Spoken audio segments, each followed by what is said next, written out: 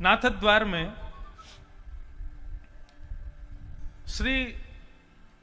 श्रीमद वल्लभाचार्य जी महाराज के अर्चक ठाकुर जी बैठे हैं।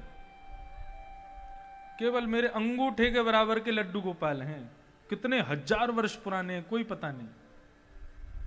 उनको कहा जाता नवनीत प्रिया। नवनीत प्रिय यानी कि नवनीत कहते हैं मक्खन को, प्रिय यानी प्रेम करने वाला, मक्खन का प्रेमी, नवनीत प्रिय। तो श्रीनाथ जी का मंदिर है, श्रीनाथ जी के ठीक बगल में ही नवनीत प्रिया जी, इतने से छोटे से ठाकुर जी बैठे। श्रीनाथ जी को यदि 10 रोटियों का भोग आता है तो नवनीत प्रिया जी को 20 रोटी आती है। यदि 19 रोटी आ गई तो उस दिन या तो अर्चक बीमार हो जाएगा या आरती गिर जाएगी, हाथ से कुछ हो जाएगा। बोले उनसे ज्यादा दो मुझको, जबकि छोटे से ठाकुर जी हैं। अच्छा, दूसरी बात, श्रीनाथ जी का भोग आता है मंदिर में, गर्भगृह में, लेकिन वो नवनीत प्रिया जी वो रसोई में जाते हैं, वहां जाके भोजन करके आते हैं। जैसी सामग्री बनी वैसी खवा दो। वो किस भाव से? बोले नन्नो सो लाला है, यशोदा को छोरा है, यशोदा को नेक्सो सो काना है, उस भाव से। तो एक बार उनका भोग लग रहा था रसोई घर में। तो ठाकुर जी के भोग में भी बड़ी पद्धतियां हैं। मिष्ठान को आगे रखो, मीठा ठाकुर जी की तरफ होना चाहिए। जब थाली ठाकुर जी की लगाई जाती है तो मिष्ठान जो है, कुछ भी एक मीठा तो होना चाहिए, वो ठाकुर जी की तरफ पहले करो। भगवान पहले मीठा खाते, फिर मिष्ठान के बाद थोड़ा नमकीन सामान रखो, फिर उसके बाद थोड़े पापड़ और भुजिया आदि वो सब रखो, फिर रोटी रखो। अब आप लोग जैसे लगाएं, आपका अपना रुचि है, लेकिन मिष्ठान ठाकुर जी की तरफ रखो। तो यही क्रम चलता आ रहा था नाथद्वारा में भी। पहले ठाकुर जी के सामने मिष्ठान रखा जाता है। उस दिन पुजारी जी से गलती हो गई, उन्होंने मिष्ठान थोड़ा सा आगे कर दिया, कढ़ी को पहले कर दिया और मिष्ठान दूर कर दिया। अब वो तो भोग लगाने के लिए ठाकुर जी को भीतर विराजमान करके और चले गए। 45 मिनट का भोग लगता है।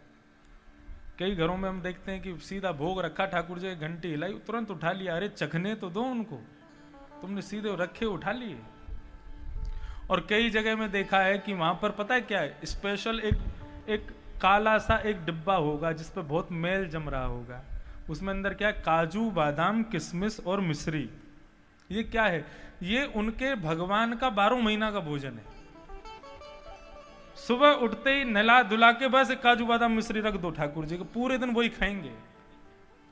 वाह, कितना भयंकर व्रत करवा रहे हो ठाकुर जी का।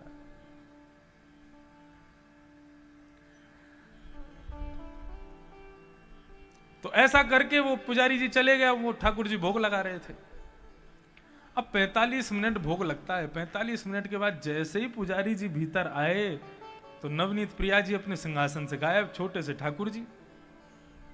अब तो वो खोजे, पूरे नाथद्वारा में हल्ला मच गया, नवनीत प्रिया जी चले गए, नवनीत प्रिया जी चले गए। पूरा मंदिर इकट्ठा हो गया।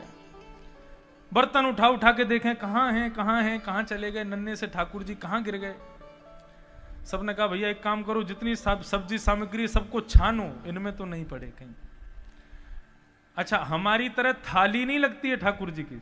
एक और पद्धति, खाली थाली रख दो ठाकुर जी के पास और सारी सामग्रियां रख दो ठाकुर जी के सामने। अब ठाकुर जी स्वयं ले लेंगे, जो उनकी इच्छा होगी अपने आप पालेंगे। ऐसा भी कहीं कहीं नियम होता है। तो बड़े बड़े बर्तन रखे थे सामने, कड़ी रखी है, दाल रखी है, सब्जी रखी है, सब रखा। सबको उलट उलट करके खोजें ठाकुर जी कहां हैं। तो सबसे आगे कड़ी का जो रखा था सिंहासन के पास, उसको जैसे ही छाना, उसमें नवनीत प्रिया जी निकल आए।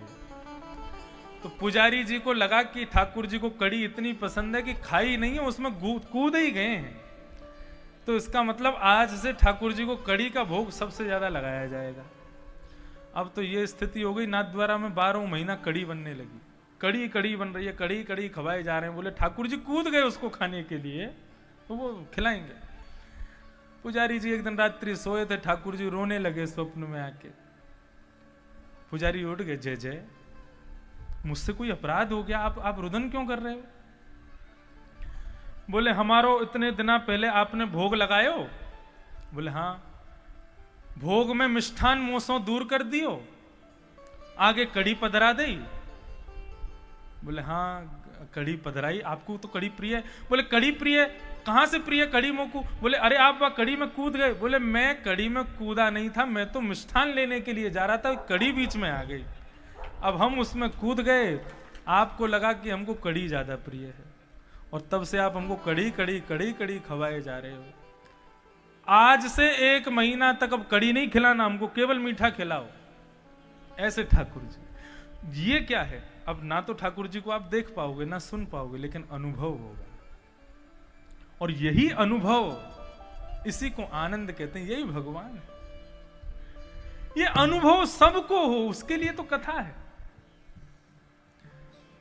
गोवर्धन पूजा आती है तो गोवर्धन पूजा वाले दिन नाथद द्वार में 56 भोग लगाया जाता है। सबके यहां लगता है 56 भोग ठाकुर जी को पधराए जाते हैं।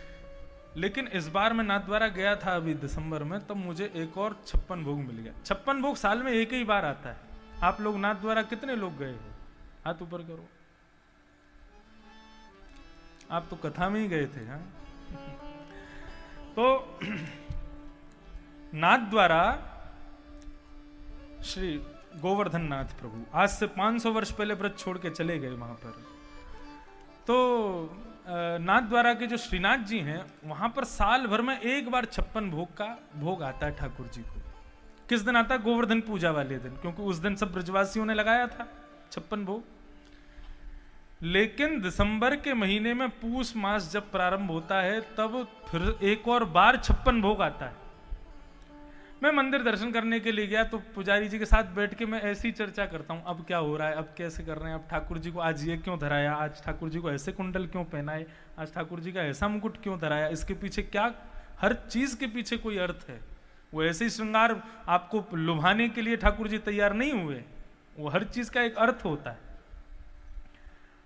तो मैंने कहा आज 56 भोग क्यों होता है?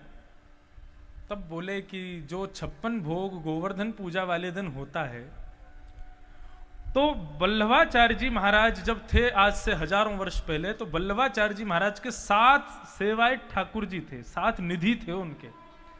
जिस प्रकार हमारे एक लड्डू गोपाल हैं, उनके 7 थे। उन्होंने क्या किया? अपने पुत्रों को दे दिया, उनके पुत्रों ने अपने 7 पुत्रों को दे दिया। अब 7 पुत्रों ने अलग अलग स्थानों पर अपने अपने मंदिर बना लिए, कहीं कोटा में है, इंदौर में है, सूरत में है, आदि आदि ऐसे 7 हैं। उनका गढ़ नाथद्वार है। 56 भोग वाले दिन वो 7 ठाकुर जी आते हैं नाथद्वारा में, और सब अपनी अपनी सामग्री, अपने अपने 56 भोग अपने साथ लेकर के आते हैं, और वहां नाथद्वारा में 7 निधि बैठते हैं और एक साथ 56 भोग 7 बैठ करके श्रीनाथ जी के साथ पाते हैं, भोग लगाते हैं।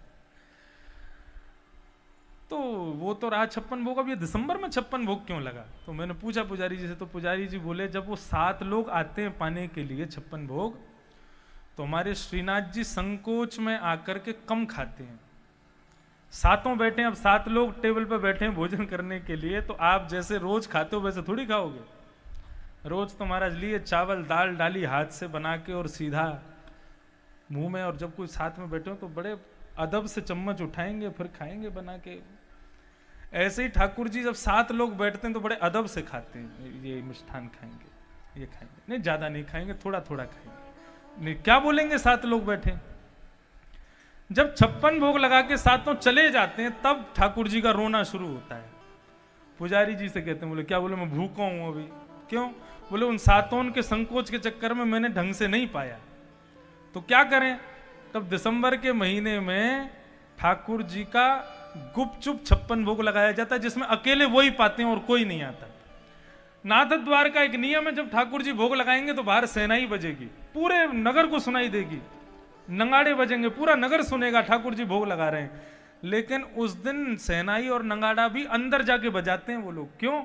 वो बगल में नवनीत प्रिया जी को सुनाई नहीं दे जाए कि ठाकुर जी भोग लगा रहे हैं, नहीं तो वो आके खा जाएंगे।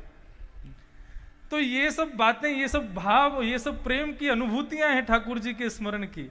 इन सब को लोग नहीं समझ पाते। भगवान को केवल भगवान तक सीमित रखोगे तो संसार में जन्म लेना व्यर्थ है आपका। मैं अपनी कथा में स्पष्ट कहता हूं, पिताजी 2 बार मुझे टोक भी चुके इस बात के लिए। मैं स्पष्ट कहता हूं, भगवान को अगर पाना है तो सबसे पहले उनको भगवान मानना बंद कर दो। पिताजी बोले ऐसा क्यों बोलते हो, लोग गलत अर्थ ले लेंगे। मैंने कहा पिताजी स्पष्टीकरण भी तो करते हैं ना। आप केवल भगवान को भगवान मानोगे तो एक दूरी बनी रहेगी, एक भय बना रहेगा, ये भगवान है, ये ईश्वर है। लेकिन वही भगवत पदवी से यदि कोई अपनत्व की पदवी पर आ जाए तो प्रेम अनंत हो जाएगा।